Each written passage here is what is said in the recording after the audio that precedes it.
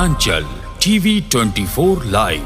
सरायकेला चुनाव में संवेदनाओं पर हमला, पिता की तस्वीर पर बयान से आहत हुए प्रत्याशी सनत आचार्य फूट कर रो पड़े। प्रत्याशी बोले, ऐसी राजनीति नहीं करनी। सरायकेला नगर पंचायत चुनाव के दौरान भावनाओं की राजनीति एक बार फिर चर्चा में आ गई। झामुमो समर्थक प्रत्याशी मनोज चौधरी के बयान के बाद पैम्पलेट में लगी दिवंगत व्यक्ति की तस्वीर को लेकर विवाद खड़ा हो गया। इससे अध्यक्ष पद के प्रत्याशी सनत आचार्य गहरे रूप से आहत हो गए और सार्वजनिक रूप से भावुक होकर रो पड़े। सनत आचार्य ने कहा कि उनके पिता का निधन कोरोना काल में समाज सेवा करते हुए हुआ था और वे आज भी उनके लिए प्रेरणा है। उन्होंने आरोप लगाया है कि एक वायरल वीडियो में उनके पिता की तस्वीर को लेकर आपत्तिजनक टिप्पणी की गई, जो राजनीति की गिरती मर्यादा को दर्शाता है। उन्होंने कहा, अगर मुझे पता होता कि मेरे पिता को इस तरह राजनीति में घसीटा जाएगा तो मैं चुनाव नहीं लड़ता। मुझ पर आरोप लगाइए, लेकिन मेरे पिता और परिवार को निशाना ना बनाएं। घटना के बाद नगर पंचायत चुनाव में भावनात्मक माहौल बन गया है और बयानबाजी को लेकर राजनीतिक हलकों में तीखी चर्चा जारी है। 15 महीनों से मैं समाज सेवा में हूँ और हमेशा से मैंने हर वो काम किया जनता ने जो मुझे दिया। आज मुझे बड़ा दुख है।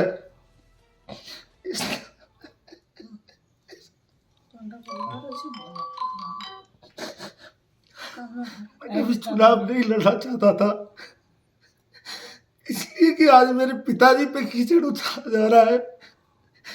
उन्हें मरा हुआ कह के संबोधन कर रहे हैं यहाँ के लोग। मेरे पिता मेरे आदर्श है। मैं उनकी फोटो हर रोज उनसे प्रार्थना करता हूँ, फोटो लगा के, कि मेरे पिताजी आपके रास्ता में मैं चल रहा हूँ और ढेर सारी मेरे ऊपर परेशानियां होती है। कभी कोई जान से मारने की साजिश करता है तो कभी कुछ।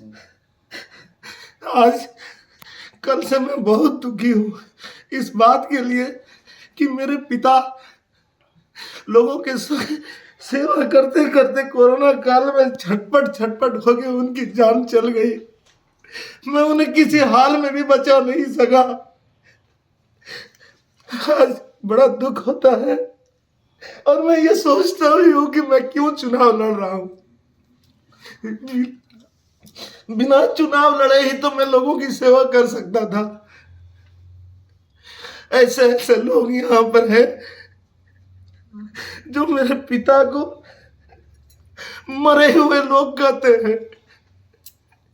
एक पिता अपने पुत्र पुत्री के लिए हीरो होता है।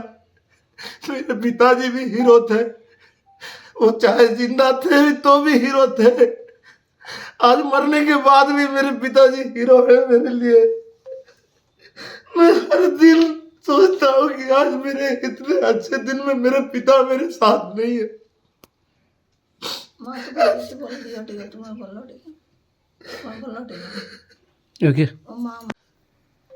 हम बाहर रहते थे, ब्लॉक से मुझे एक आईडी भी दिया गया था। मैं हर जगह जाता था, मुझे कोई नहीं रोकता था। किसने क्या आरोप लगाया?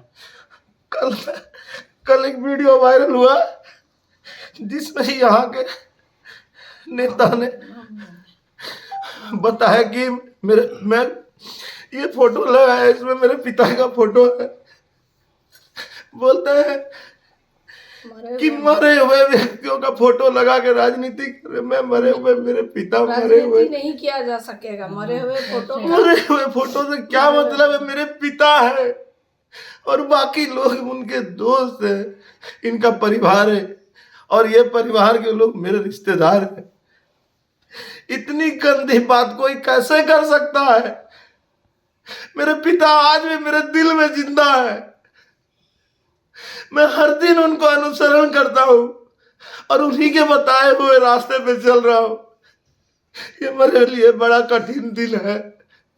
मैं चुनाव नहीं लड़ता। अगर मुझे पता होता कि मेरे पिता को भी इसमें घसीटा जाएगा और उन्हें मरा हुआ बोल के संबोधन करना पड़ेगा तो मैं कभी नहीं लड़ता। ये गलत है। ये पर्सनल किसी के बारे में इस तरह उछालना सही नहीं है। पर्सनल कटाक्ष नहीं कर सकते ये नहीं करना चाहिए। मेरे लिए मेरे पिता क्या मायने रखते हैं मैं जानता हूँ।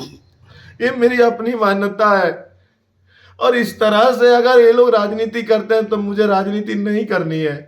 तो क्या मैं लोगों अभी का सेवा करूंगा मरते दम तक, लेकिन राजनीति नहीं करूंगा मैं। मुझे जनता जनार्दन ने यहाँ भेजा लड़ने के लिए, लेकिन मैं आज तक अपने पिता का मोल नहीं चुका पाया हूँ और मेरे पिता को मरा हुआ बोल के संबोधन करता है यहाँ सब। तो मुझे बड़ा खराब लगता है। राजनीति में इस तरह का आरोप तो आम बात हो चुका है। अभी क्या जिस तरह से बीजेपी की तरफ से कहा जा रहा है कि जो पार्टी लाइन से अलग हट करके चुनाव लड़ रहे, कोई एजेंडा नहीं है। पूरा सरायकेला जानता है कि मेरे पिता मेरे लिए क्या मायने रखते हैं और पूरा सरायकेला के लिए क्या मायने रखते हैं। तो क्या आप अभी भी चुनाव में हैं? मैं कभी भी मेरे मम्मी का बिना पैर छुए घर से नहीं निकलता हूँ। मेरे मम्मी ने बहुत प्यार से मुझे पाला है। बड़ी कठिनाई से हमारी जिंदगी बीती है। एक एक समय ऐसा होता था कि हमें खाने नहीं मिलता था और ये मेरी माँ है, इनका एक बच्चा 18 साल के उम्र में ट्रेन में कट के चला गया। तब से आज तक वो न ठीक से सो सकी है न चल सकी है। मेरी मम्मी का उम्र को देखिए, उनकी हालत देखिए। ये कोई स्टंट नहीं है, ये कोई स्टंट नहीं है, ये सच्चाई है मेरी जिंदगी का जो सभी लोग जानते हैं। तो अब भी आप चुनाव में डटे हुए हैं? मैं चुनाव में डटा हुआ हूँ। अगर इस तरह का राजनीति कोई मेरे साथ करेगा तो मैं उन्हें ये हाथ जोड़ के प्रार्थना करता हूँ, मेरे पिता के नाम पे, मेरे परिवार के नाम पे कोई कुछ ना बोले। मुझे जितनी गालियां देना है ये लोग दे दीजिए। आप लोग मुझसे बड़े हैं, मुझ पर ऐसा कटाक्ष ना करें। मैं आप लोगों के प्रति हमेशा सम्मान आदर रखता हूं। मैंने कभी किसी को गाली नहीं दिया है। मैंने किसी के पिता के बारे में, किसी के माता जी के बारे में, किसी के परिवार के बारे में मैंने कुछ नहीं कहा। आप लोग मुझ पे कृपा करें, मेरे माता पिता, मेरे परिवार को इस राजनीति में ना ढकेले। हम बहुत सीधे साधे लोग हैं। हम आज तक कभी किसी से ना झगड़ा किए, ना मेरे नाम पे कोई केस है। तो पार्टी लेवल पर आप क्या कहना चाहेंगे? पार्टी जिस तरह का एक्शन लेने का सदस्य हूँ, था और रहूँगा। मुझे पार्टी से कोई गिला शिकवा नहीं है। पार्टी की अपनी राय, अपनी निर्णय होती है और मैं जनता के साथ हूँ। मैं जनता के कहने पे खड़ा हूँ। जनता चाहती है कि मैं जैसे सेवा कर रहा हूँ मुझसे और वो जुड़ के और लोग मुझसे जुड़े और उसका लाभ बोलो, इसीलिए मुझे वो यहाँ पे बैठाना चाहिए। अगर पार्टी कोई एक्शन लेती है तो मुझे उससे कोई गिला शिकवा नहीं है पार्टी से। ठीक है। मैं अपने जगह